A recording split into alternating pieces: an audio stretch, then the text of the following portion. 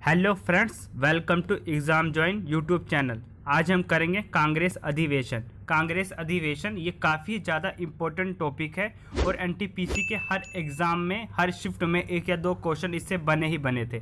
तो आज हम इसे एक ट्रिक की सहायता से करेंगे, जिससे अगर आप इस पूरी वीडियो को सिर्फ एक बार देख लेते हैं तो आपको कौन से अध्यक्ष, किसने अध्यक्षता कब की, तो ये सब चीज़ें आपको आसानी से याद हो जाएंगी। तो चलिए फिर स्टार्ट करते हैं। सबसे पहले संस्थापना। तो इसकी स्थापना हुई 28 दिसंबर 1885 को इसकी स्थापना हुई थी कांग्रेस की। आगे इसके संस्थापक थे ए.ओ. ह्यूम। ए.ओ. ह्यूम इसके संस्थापक थे, जो थियोसॉफिकल सोसाइटी के प्रमुख थे। इनके साथ जो और इनके सदस्य थे वो थे दादा भाई नेरोजी तथा दिनशा वाजा। इन तीनों ने मिलकर कांग्रेस की स्थापना की थी। ए.ओ. ह्यूम, दादा भाई नेरोजी जिसे कहा जाता है grand old man of India, और दिनशा वाचा।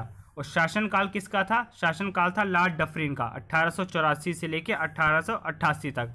अतः उसका स्थान कहाँ पे कांग्रेस की स्थापना हुई थी? तो ये बम्बई के गोकुलदास तेजपाल संस्कृत विश्वविद्यालय में इसकी स्थापना हुई थी।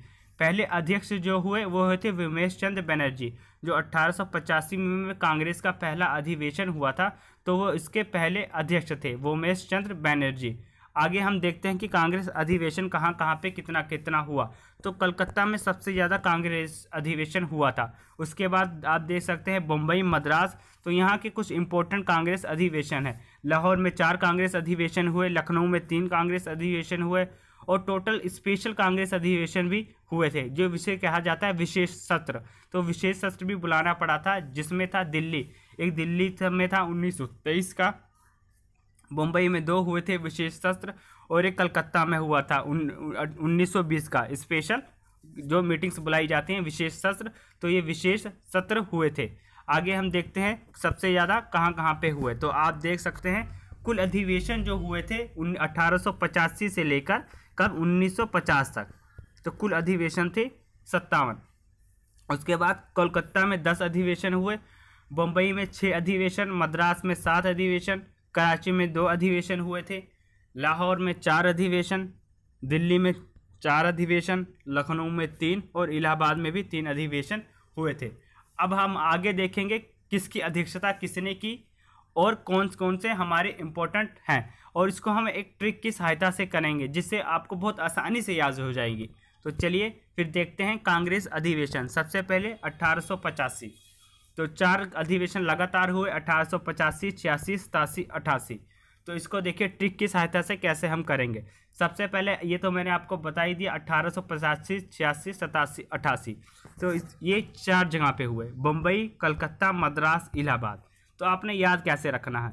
बस इसके लिए आपने याद रखना है MKME। बस पहले जो 4 अधिवेशन हुए इसके लिए आपने बस यही याद रखना है, MKME। M से मुंबई, K से कोलकाता, फिर दूसरे M से मद्रास, E से इलाहाबाद। आगे अध्यक्ष देखिए कैसे याद रखेंगे। अध्यक्ष के लिए विमेश चंद्र बनर्जी पहले अध्यक्ष थे, जैसे मैंने आपको पहले ही बताया। तो इन्होंने अध्यक्षता की थी 1885 बम्बई अधिवेशन की। उसके बाद दादा भाई नेरोजी कलकत्ता अधिवेशन के अध्यक्ष थे, मद्रास के बदरुद्दीन तैयब जी, और इलाहाबाद के थे जॉर्ज यूल। तो इसके याद कैसे रखेंगे इन चारों के? देखिए इसका जो ट्रिक है, बनर्जी दादा की तबीयत झूल गई, बस ये हमारी ट्रिक है। बनर्जी, ये देखिए बनर्जी पहले में आया, बनर्जी यानी वोमेश चंद्र बनर्जी। दादा की यानी दादा भाई नेरोजी। बदरुद्दीन तैयब जी, बदरुद्दीन तैयब, तो बदरुद्दीन तैयब से तबीयत आ जाएगी, ये तैयब से तबीयत, यूल जॉर्ज यूल से झूल। तो बनर्जी दादा की तबीयत झूल गई। अब दादाजी हैं तो वो काफ़ी बूढ़े हो गए होंगे, तो उनकी तबीयत क्या है? झूल गई। तो ये हमारी ट्रिक है। इसके लिए आपने क्या याद रखा? MKME, मुंबई, कलकत्ता, मद्रास, इलाहाबाद। और इसके लिए बनर्जी दादा की तबीयत झूल गई, यानी पहली अध्यक्षता विमेश चंद्र बनर्जी, फिर दादा भाई नेरोजी, बदरुद्दीन तैयब जी, उसके बाद जॉर्ज यूल। और ये विशेषता हम देख लेते हैं।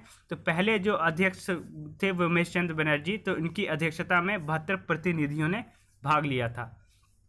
उसके बाद 1886 में प्रतिनिधियों की संख्या 436 हो गई थी, और बदरुद्दीन तैयब जी प्रथम मुस्लिम अध्यक्ष थे।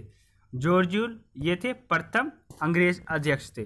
तो ये हमारे 4 कांग्रेस अधिवेशन पहले उसके स्थान को याद करने की ट्रिक और उसके अध्यक्ष को याद करने की ट्रिक ये है।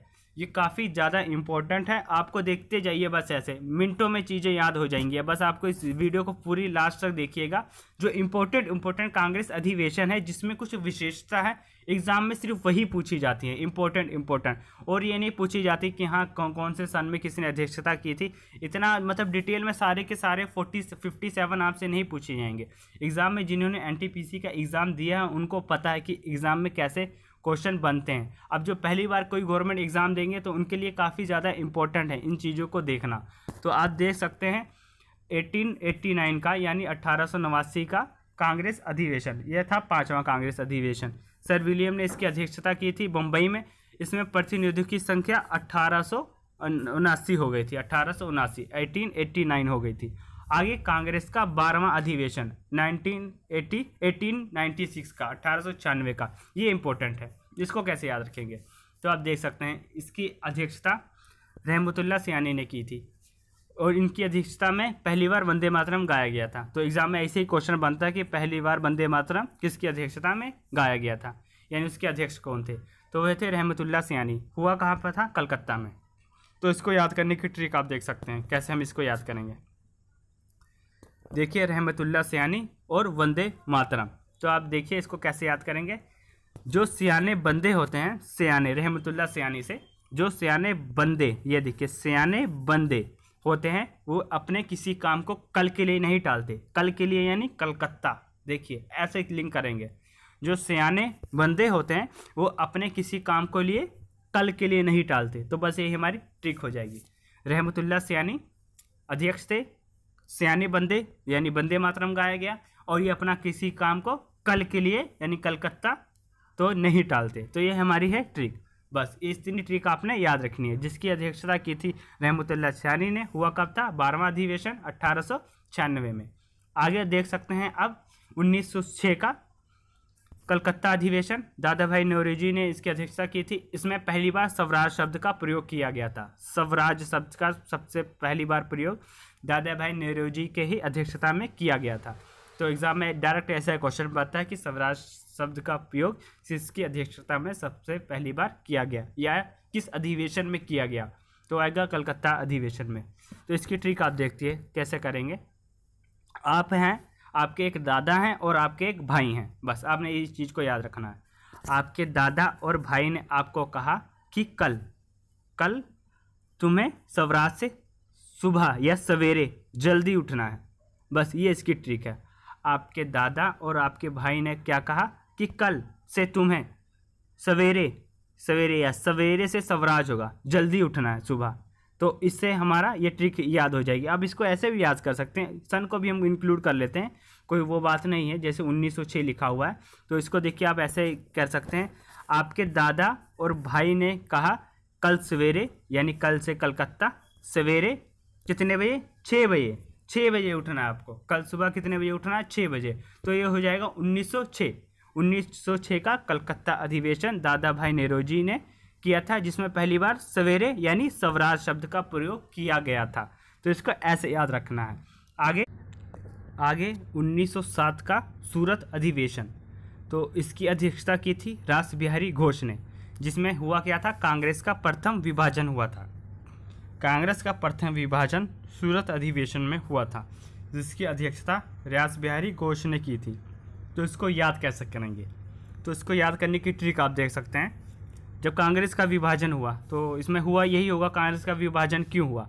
क्योंकि लोगों में फूट पड़ी होगी। तो इसको याद कैसे करेंगे?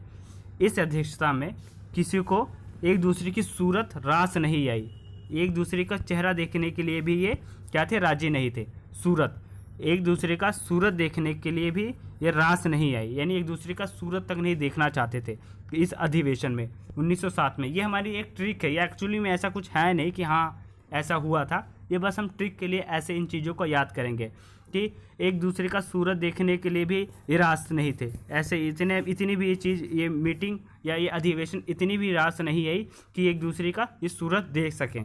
तो इस कारण इसमें क्या? कांग्रेस का विभाजन हुआ। तो इसको हम ऐसे याद रखेंगे। 1907 का सूरत अधिवेशन, जिसमें क्या रास बिहारी घोष इसके अध्यक्ष थे और इसके अध्यक्षता में कांग्रेस का विभाजन हुआ। और 7 से क्या करेंगे 1907, यानी 7 से हम रहेंगे, रहता है कि 7 साथ रहे, लेकिन इसको हम इसका उल्टा कर देंगे, 7 साथ रहते हुए ये अलग हो गए, क्यों 1907 के सूरत अधिवेशन में। नेक्स्ट आगे आगे आप देख सकते हैं 1908 का 24वां अधिवेशन था और ये मद्रास में हुआ था। रासबिहारी घोष इसके अध्यक्ष थे। इससे पहले 1907 और 1908 दोनों के लगातार अध्यक्ष रासबिहारी घोष ही हुए, जिसमें कांग्रेस संविधान का निर्माण हुआ। तो इसको हम देखिए, इसको याद कैसे रखेंगे कि जिसमें किसके अध्यक्षता में कांग्रेस संविधान का निर्माण हुआ। तो इसको हम ऐसे याद रखेंगे, जैसे कि अगर कोई गलती करता है तो उसकी ही रिस्पॉन्सिबिलिटी होती है कि वो उसे सुधारे। किसी ने कोई गलती की तो उसकी ही रिस्पॉन्सिबिलिटी होगी कि वो उसे सुधारे। अब रासबिहारी घोष की अध्यक्षता में कांग्रेस का जब विभाजन हुआ तो इनके अध्यक्षता में ये चीज़ लिया गया कि अब इस चीज़ को यही सुधारेंगे। तो इनकी अध्यक्षता में क्या आया, कांग्रेस संविधान का निर्माण। तो इनकी अध्यक्षता में कांग्रेस संविधान का निर्माण हुआ कहाँ पे था, ये हुआ था मद्रास में। नेक्स्ट आगे 1911 का कोलकाता अधिवेशन, तो इसके अध्यक्ष थे विश्वनारायण धर। पहली बार जनगण मन इनकी अध्यक्षता में गाया गया। ये एग्जाम में ऐसे क्वेश्चन बनता है कि पहली बार जनगण मन किस अधिवेशन में गाया गया, तो ये कोलकाता अधिवेशन में गाया गया। अब इसको याद करने के लिए कोई हवा वाला काम है नहीं। देखिए कैसे याद करेंगे। अगर पूछ ले आपको एग्जाम में वंदे मातरम, तो वंदे मातरम की ट्रिक मैंने आपको बताई है। वंदे मातरम की ट्रिक क्या, किसके अध्यक्ष थे, रहमतुल्लाह सियानी। तो उसकी मैंने आपको ट्रिक बताई है कि सियाने बंदे किसी काम को कल के लिए नहीं टालते। कल के लिए यानी कलकत्ता। तो यह वंदे मातरम हो या जनगण मन हो, दोनों के जो अध्यक्षता हुई थी वो कलकत्ता में ही हुई थी। दोनों की अध्यक्षता जो स्थान था वो कलकत्ता में ही हुई थी।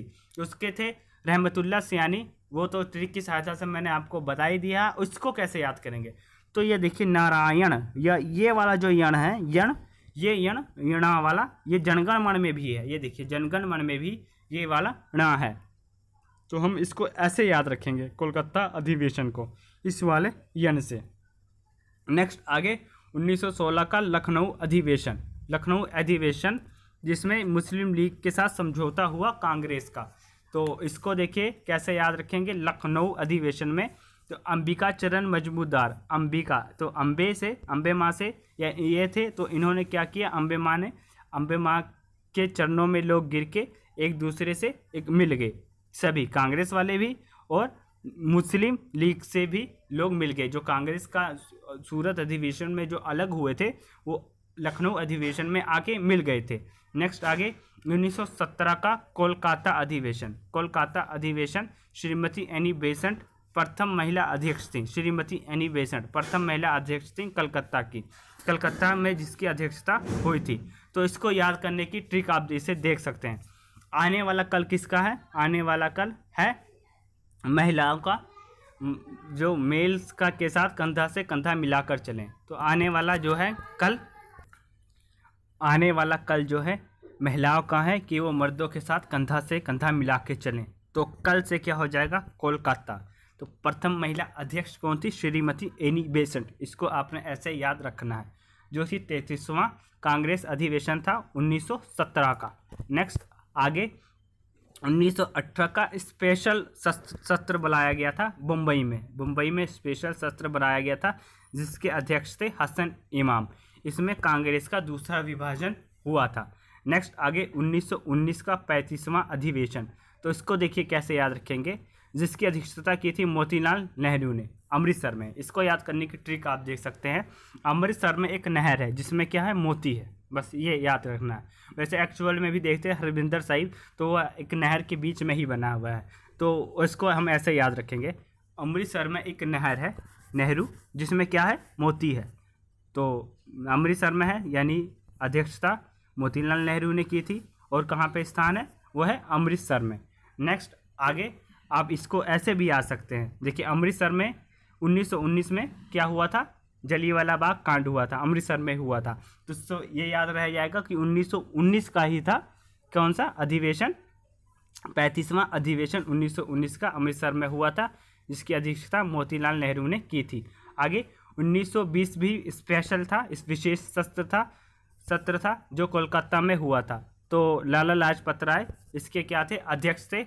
इसमें असहयोग का प्रस्ताव पास हुआ था। ये काफ़ी इम्पोर्टेंट है, बहुत ज़्यादा इम्पोर्टेंट है लाला लाजपत राय का, जिसमें असहयोग का प्रस्ताव पास हुआ था। तो इसको याद कैसे करेंगे, इसको याद करने की ट्रिक आप देख सकते हैं। लाला लाजपत राय जी से जब पूछा गया कि आपका देश की आज़ादी में क्या सहयोग है, सहयोग, आपने असहयोग को सहयोग में बदलना है। एक ट्रिक के लिए लाला लाजपत राय जी से जब पूछा गया कि आपका देश के आज़ादी में क्या सहयोग है, तो उनका जवाब देखिए क्या रहेगा कि मेरा देश की आज़ादी में पूरा का पूरा सहयोग है, और मैं कल देश की आज़ादी के लिए एक क्या करूँगा, आंदोलन करूँगा, कल करूँगा। कितने लोगों के साथ, 20 लोगों के साथ। देश की आज़ादी के लिए मैं कल आंदोलन करूँगा, कल से कोलकाता, और 20 लोगों के साथ करूँगा। यानी 1920 का विशेष सत्र अधिवेशन जो था कलकत्ता अधिवेशन, लाला लाजपत राय इसके अध्यक्ष थे, और इन्होंने कहा कि मेरा पूरा सहयोग है, सहयोग, असहयोग को हमने सहयोग में कन्वर्ट करना है, सिर्फ ट्रिक के लिए। नेक्स्ट आगे 1920 का 36वां अधिवेशन, तो इसके अध्यक्ष थे सीवी राधाविचार्य। ये हुआ था नागपुर में। इसमें कांग्रेस संविधान में परिवर्तन हुआ था, कांग्रेस संविधान में परिवर्तन हुआ था, जो बिल्कुल इम्पोर्टेंट है, जो एनटीपीसी एग्ज़ाम में बने हैं। तो उसके हिसाब से मैं आपको सभी की ट्रिक बताऊंगा। ये ऐसी ट्रिक है, बस आपको बस याद होनी है, बस आपको एक बार ये वीडियो देखना है बस। और मैं आपको बता दूं, इससे पहले मैंने भारत के गवर्नर जनरल और वायसराय की वीडियो तथा भारत की महत्वपूर्ण ऐतिहासिक लड़ाइयाँ, उससे रिलेटेड भी वीडियो बनाई हैं, वो ट्रिक के साथ बनाई हैं। अगर चाहें तो उसका लिंक मैं आपको इस वीडियो के डिस्क्रिप्शन में दे दूंगा, आप उसे भी जाके देख सकते हैं। नेक्स्ट आगे कांग्रेस अधिवेशन 1923 स्पेशल था, ये भी दिल्ली में हुआ था। अबुल कलाम आज़ाद इसके अध्यक्ष थे, और ये सबसे युवा अध्यक्ष थे। इसको याद कैसे रखना है, जो युवा होते हैं, जो यूथ होते हैं, उनका दिल क्या होता है, बड़ा होता है। युवा यानी दिल से रहेगा दिल्ली में हुआ था, और वो बिल्कुल आज़ाद होते हैं, अपने किसी चीज़ को डिसीज़न लेने में बिल्कुल आज़ाद होते हैं यूथ लोग, यूथ में। तो इसको हम ऐसे याद रखेंगे, दिल्ली में अबुल कलाम आज़ाद थे, ये सबसे युवा अध्यक्ष थे 1923 का। नेक्स्ट आगे एक याद रखना है, बेलगाम अधिवेशन महात्मा गांधी ने किया था। ये एमटीपीसी एग्ज़ाम में बहुत बार रिपीट हुआ था ये, कि बेलगाम अधिवेशन किसने किया था। तो ये 40वां अधिवेशन था 1924 का, तो ये किया था महात्मा गांधी ने, बेलगाम अधिवेशन। नेक्स्ट आगे 1925 का कानपुर अधिवेशन। तो कानपुर अधिवेशन श्रीमती सरोजिनी नायडू इसकी अध्यक्ष थी। ये प्रथम महिला अध्यक्ष थी, ये प्रथम महिला अध्यक्ष थी जो कि कानपुर में इन्होंने इसका अध्यक्षता की थी, श्रीमती सरोजिनी नायडू ने। नेक्स्ट 1926 का 42वां अधिवेशन, तो ये हुआ था गुवाहाटी में, श्रीनिवास अय्यर की अध्यक्षता में। तो इसमें क्या था विशेषता, इसमें विशेषता ये था कि सदस्य हेतु खादी वस्त्र अनिवार्य कर दिया गया था। यानी जो सदस्य होंगे कांग्रेस के, उन्हें खादी वस्त्र अनिवार्य होगा। याद करने की ट्रिक देखिए, लाइफ में बेसिक चीज़ें, रोटी कपड़ा और मकान, 3 चीज़ें जरूरी हैं। क्या, रोटी कपड़ा और मकान।